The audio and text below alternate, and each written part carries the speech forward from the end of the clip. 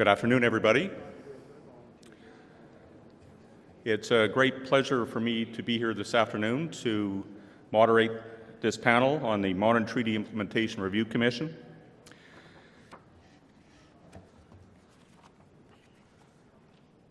On your tables, I believe you will find copies of a letter to the Right Honourable Justin Trudeau, dated November the 10th of this year,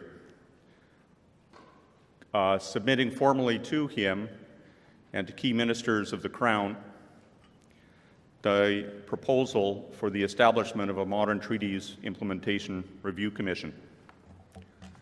The document is, I believe, out in the corridor, and perhaps there are copies on your tables.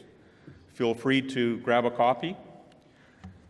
And I would say to members of the organizations that make up the Land Claims Agreements Coalition, shake each other's hands and congratulate yourself. This is quite a step forward. Many of you know that in December of 2006 started the progress toward the establishment of this document moving forward to the Prime Minister and to the Crown. In the 410 declaration of that day, there is a commitment, and the Auditor General mentioned that in his noon hour talk, that there must be an independent implementation and review body separate from the Department of Indian Affairs and Northern Development. This could be the Auditor General's Department or a similar office reporting directly to Parliament. Annual reports will be prepared by this office in consultation with groups with land claims agreements. So from 2006 to today, the journey has been underway. The document is now submitted to the Crown. It's now a statement from you to the Crown saying this is part of that journey towards reconciliation. This is one of those ways, and again, to go back to what the Auditor General was saying at noon today, where we connect with important matters of being results-oriented on the implementation of the treaty. And again, it was so nice to hear him talk about results in terms of our people's lives better in our communities. It's independent, and it's a body that's connected to the institutions of Parliament in ways that make it substantial and reflect what in this document refers to as the three main objectives of being credible, being effective, and being independent, so that in the best possible way it can serve the members of the Land Claims Agreements Coalition, those groups with modern-day treaties.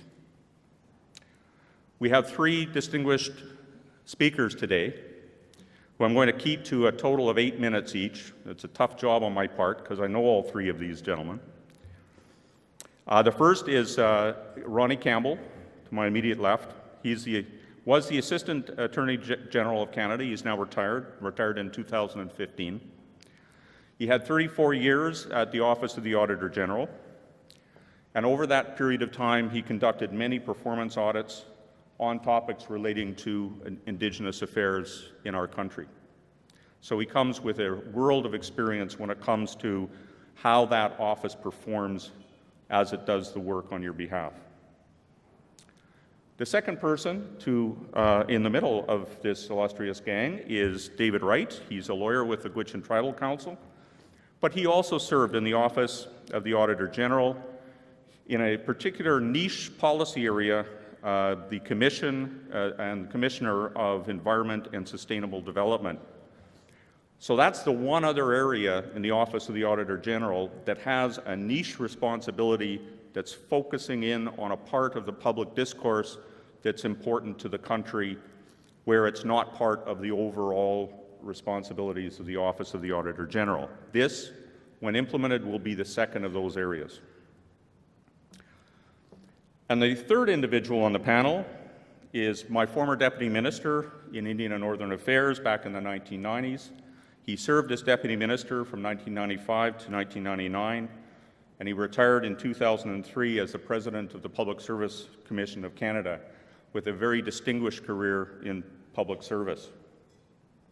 Since then, he's remained very active in working with Aboriginal groups across the country, and it's my absolute delight to welcome Scott Serson to the panel. He's my mentor, and I consider him my friend.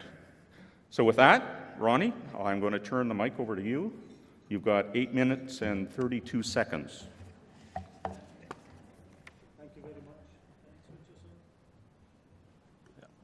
Thank you very much. For those of you who know me, that 8 minutes, usually I take 8 minutes to say hello, so I'm going to have to just batter through this as quickly as I can. I want to talk a wee bit about performance audits, because that's what this function will be involved in. Try and touch on a couple of examples and a few other comments. But before I start, just a quick disclaimer. I retired from the Office of the Auditor General 2 years ago, so any comments you hear from me today are mine and mine alone, and cannot be attributed to the office. So performance audits. The Auditor General does two types of audits: financial audits, or audits of financial statements. These are the ones that you never hear about, and performance audits, where we critique how government implements various programs and obligations, and those you hear a lot about. The audit of the Senate, for example, fairly recently was a performance audit. The audit of sponsorship that led to the Gomery Commission was a performance audit, and all of the audits of First Nations programming, such as water, First Nations health, housing, etc. These are all performance audits. And I'm going to say that performance audit, I believe, can be a real tool for change. I know to a lot of you, audit sounds boring. Trust me, doing performance audits, both federally and the territories, was just a whole lot of fun and very, very engaging and very interesting. So if any young people out there looking for a great career and making your country better, that's a good place to start. But there's many reasons why they can be a good tool. They're tabled in Parliament. They become public immediately. Everyone knows what the topics are that the Auditor General is going to be tabling in the coming weeks. And so the media get all over them, depending on the issue and depending on what else is going on. And that media attention can also help move government to improve their management of these programs. These reports go to the Public Accounts Committee, so they have public hearings. They have the Auditor General staff there where they question us to get a better understanding of the issues. And usually the Deputy Minister and his staff or her staff are there as well, and they get really pushed on what they're going to do to fix things.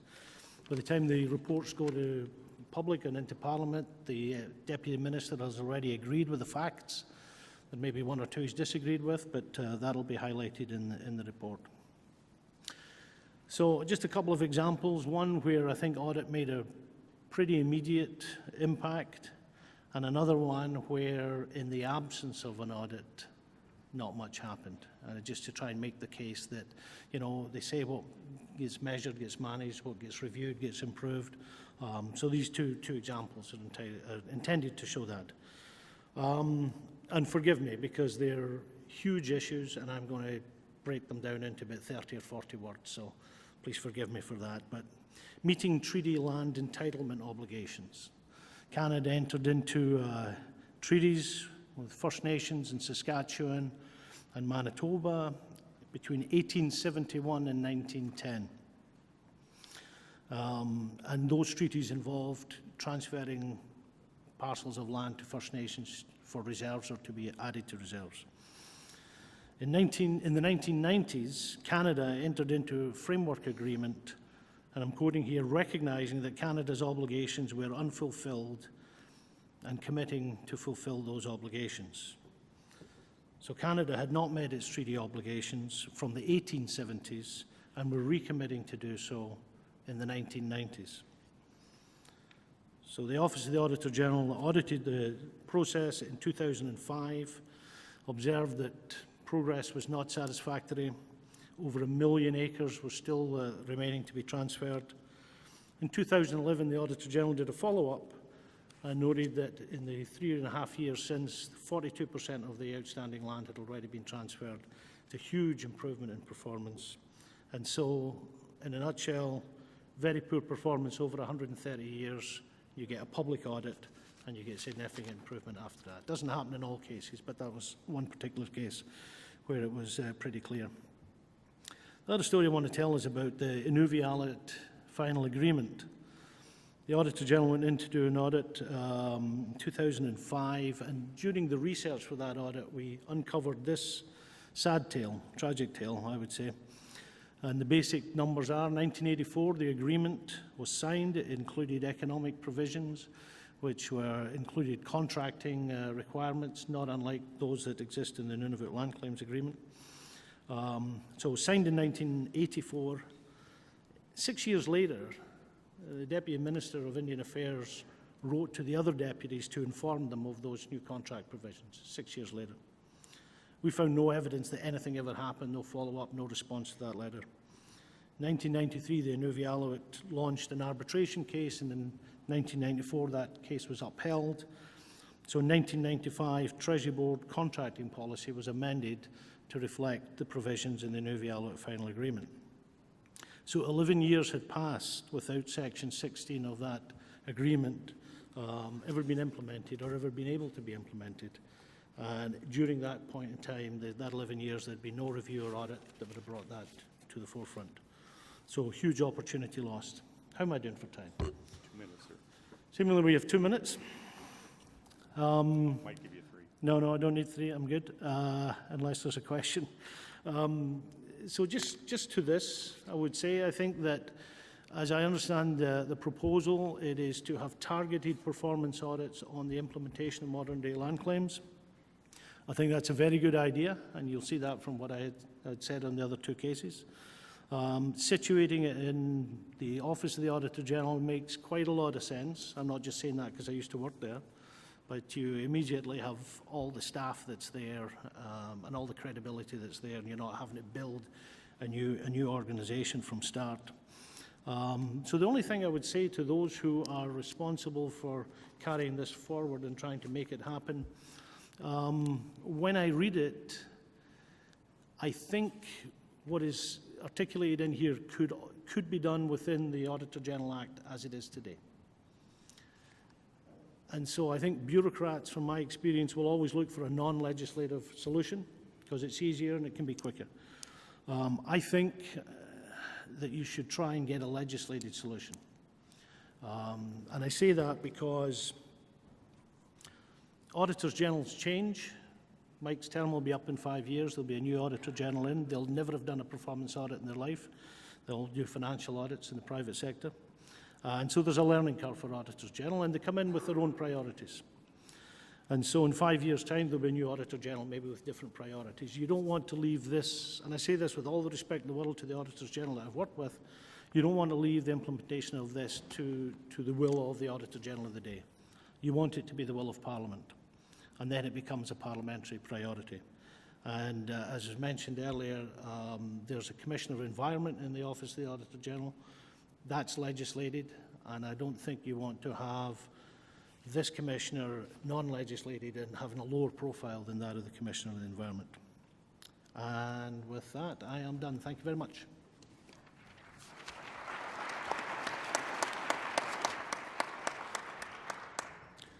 Thank you very much, Ronnie. And David, can I turn the mic over to you, please? You've got 6 minutes. We should audit that. Thanks for the introduction, and I'd just like to open with a huge thank you to Patty and the team and the entire Land Claims Agreements Coalition for putting together such an incredible event. It's been truly remarkable, and it's gone extremely smoothly. I'd also like to express my gratitude to the Algonquin Nation and acknowledge that we're on their traditional territory here today and that we're all grateful for that. And I'd also like to acknowledge all the Indigenous leaders, thinkers, youth, and elders who are here today. This is truly a remarkable gathering, and I understand it's the second biggest one ever and the biggest in over 10 years for the LCAC, so it's great to see. You've got a great panel here today. Ronnie's known to be a tough act to follow, but I'll do my best. I was asked to make remarks because I actually have past experience as a legislative auditor and also as a lawyer, so I'm quite accustomed to being the most despised person in the room as an auditor and lawyer, but I'll nevertheless share my perspectives with you. So I'll do a quick history of the CESD and then talk about the value of such an institution before offering some closing remarks.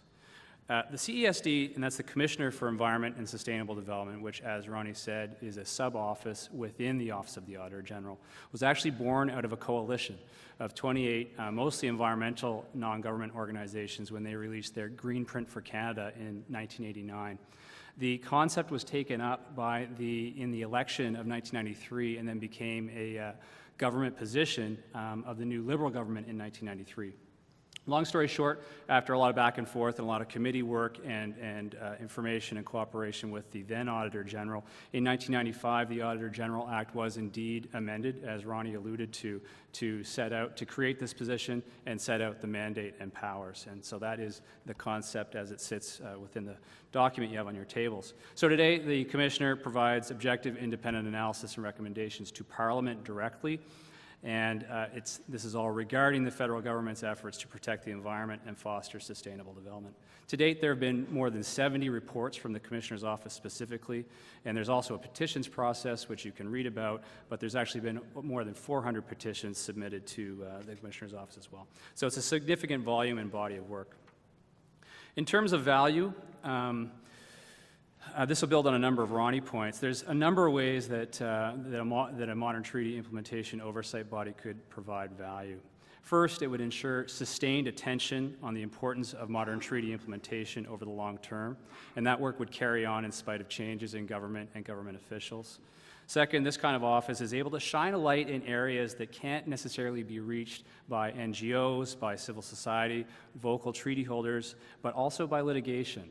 There's a lot of information that's able to come out through these audits, as Ronnie alluded to, that can't necessarily come out through other channels.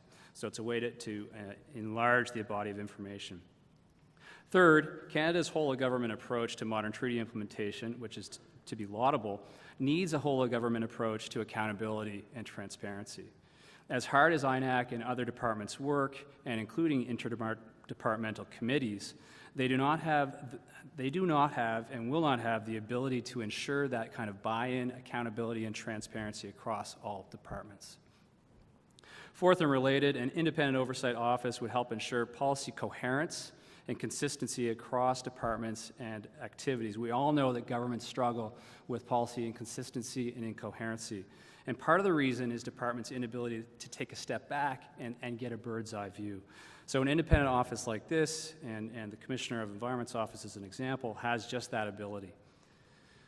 Fifth, the parliamentarians need this information. Treaties are solemn agreements with the Crown, not merely the executive branch, of course. And so this independent office would give Parliament robust, nonpartisan information on how the government is doing in fulfilling the objectives and commitments that it set out to do. Finally, the creation of this office would give parliamentarians and treaty holders a focal point that on one hand is a source of credible information, which I'm describing, but also a source of reassurance and trust. And in that way, this could be considered an institution for reconciliation. So having an office like this in place could build not just public confidence, but Indigenous confidence in the federal government's commitment to implementing modern treaties. Just say a couple comments about the Commissioner's Office within the Office of the Auditor General, which, without going into great technical detail. I'll open by just saying that this is an entirely functional relationship. There were hiccups perhaps about 20 years ago now, but for the last 10 years or so, the relationship between the Commissioner's Office and the Office of the Auditor General more broadly is quite functional and works quite well. So what you see is a focused oversight office within the OAG would of course benefit from the robust systems and practices and capacities already in place, and this new office might actually be able to ramp up quite quickly and benefit from the OAG's strong credibility. I think it's important to note that the OAG would actually also benefit from having a clear role and mandate to pursue this work. Second, at the more technical level, and based on my experience with the Commissioner's Office, there's quite good permeability between the broader Office of the Auditor General and the Commissioner's Office. So they're able to share expertise, staff, so they're able to share more than just institutional capacity, but also share a leadership and expertise and substantive knowledge level, and that works quite well. So this would be particularly beneficial in situations where there may be work to do on modern treaty issues, but also non-modern treaty issues. And having all this work done under one place would allow for coordination, collaboration, and reduce the risk of overlap or redundancy. Finally, there is benefit to having a sub-body with subject matter expertise because relationships do develop. Ronnie was particularly adept at developing relationships with northern bodies to make sure that these were meaningful, contextualized reports that did lead to change. And so a focused body like this would facilitate that sustained attention required and ensure that reports are appropriately focused, targeted, and granular. Before my closing remarks, I'll just say one word to follow up on Ronnie's, which is the importance of a legislative basis. There was talk, many of you will recall the grand legislative overhaul by the federal government in 2012 that, I'll say the word, attacked a lot of the environment and natural resources statutes in Canada. There was worry at the time about what would happen to the Commissioner's office, and so it is interesting to note that nothing did happen to the Auditor General Act at that time. So there is an insulative value to having a legislative response. Finally, in closing, this office is what some of us have been conceptualizing as a missing piece in the broader architecture that the federal government's putting in place. The government, of course, has made significant and commendable progress with respect to modern treaties. If you look at the Deputy Minister's Oversight Committee, the Cabinet Directive and all the good things it sets out, the Statement of Principles and so on. But more institutional strength is needed for the long term. There remains a risk of incoherence and backsliding over time. This independent office could, in one way, be thought of a reconciliation and decolonization backstop that would augment the hard work of modern treaty groups and the government's hard work to date and inhibit slippage by future governments. Further, and this is my last substantive point, the world of modern treaty implementation is growing. I think everyone in this room knows that. There's 26 comprehensive claims right now. The government website there says there's 100 comprehensive claim and self-government negotiation tables across the country. I think that's grown a lot probably since they put that up. And this is only going to increase both in terms of the number of treaties, but also the number of enrolled beneficiaries, so the number of individuals and groups who are affected and need to be part of that transparency work. I think it's the LCAC's submission that now is the time to put in place the systems and institutions that can handle that increasing load, inform the dialogue and decision-making, and ensure that the expectation gap that we're all too familiar with between parties to modern treaties continues to close instead of widen. Thanks.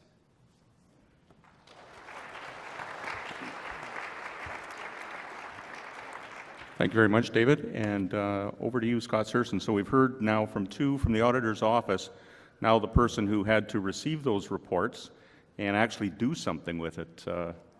Over to you, sir. Yeah, I don't think my view is going to be very much different. But I'd like to begin by acknowledging that we're on the traditional unceded territory of the Algonquin people. And I'd like to thank the Land Claims Agreement Coalition for organizing this conference. I want to point out that I was registered before Kirk asked me to appear on the panel. That's the value I find in these meetings, an opportunity to keep track of some of these agreements that I had the honor of touching in my tenure, and to see, I still feel some responsibility for. So Kirk asked me to comment briefly on the Modern Treaty Implementation Review Commission from the perspective of a former deputy minister. In one early exchange, he was commenting on the strong relationship between federal departments and the Office of the Auditor General. I replied that the office has earned a good deal of credibility among public servants. It's been around for almost 140 years. But I told Kirk that I thought that public servants respected the office much the way most of us respect a trip to the dentist. That is, you don't often enjoy the visit, but you know in the long run it's good for your health. I'll actually speak to three possible Auditor General scenarios for a public servant or a deputy minister. The first is the situation where the Auditor General reviews a program you are responsible for and the results are positive. Now, I know all the public servants in the room are saying that scenario isn't realistic at all. And it is very rare because the Auditor General does do a careful assessment of where his or her audits are going to be of the greatest benefit.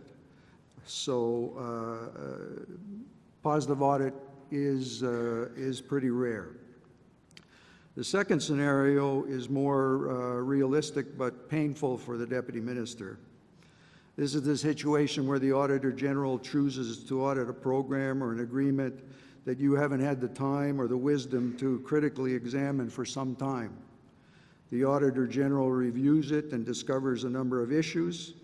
As the responsible manager, you have to explain how those issues were allowed to develop and what your minister are going to do about it. Explaining all this to the minister, to one or more parliamentary committees, and often to the media can be very painful and embarrassing. All the more so if you've been managing that program for a significant amount of time and therefore are clearly responsible for those issues. But in fact, the Auditor General's report forces you to review the policy or program, to redesign it, to set goals and accountability frameworks for your managers, and to do all this in this modern setting in partnership with the Indigenous peoples involved. It also encourages greater discipline in the departmental's oversight system itself.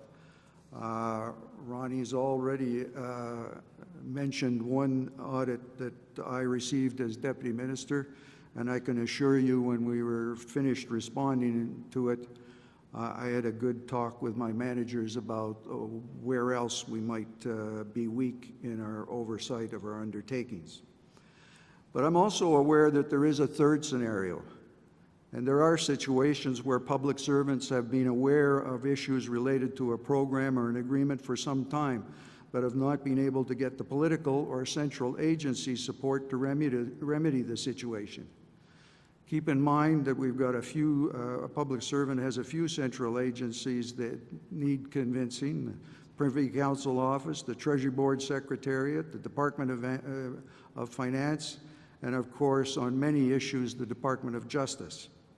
In this scenario, the Auditor General's attention through an audit is welcome because in the vast majority of cases, a critical audit will give the deputy or the manager the leverage she or he needs to address those issues.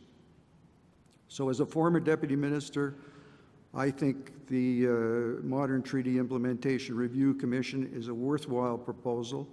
Further, like my colleagues, I applaud the idea of creating it through amendments to legislation. As those of you in one discussion group yesterday will have noted, as a former Deputy Minister, I believe that important initiatives must be anchored in legislation so that those that wish to change or eliminate them in the future are forced to have the public debate that a legislative change requires. Before I close, I'll offer two other perspectives. First, I served on an advisory committee to the Office of the Auditor General for a period of approximately 10 years, both while I was a public servant and after I retired.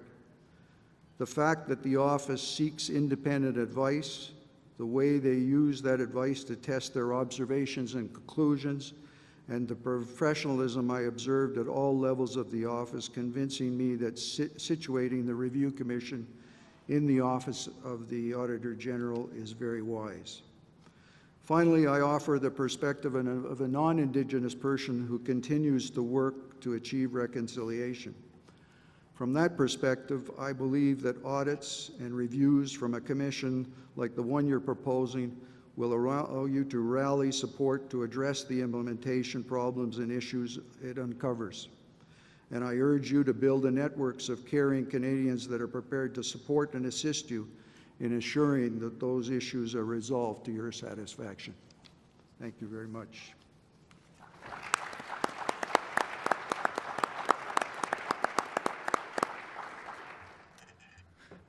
And we're actually not that far off our deadline here.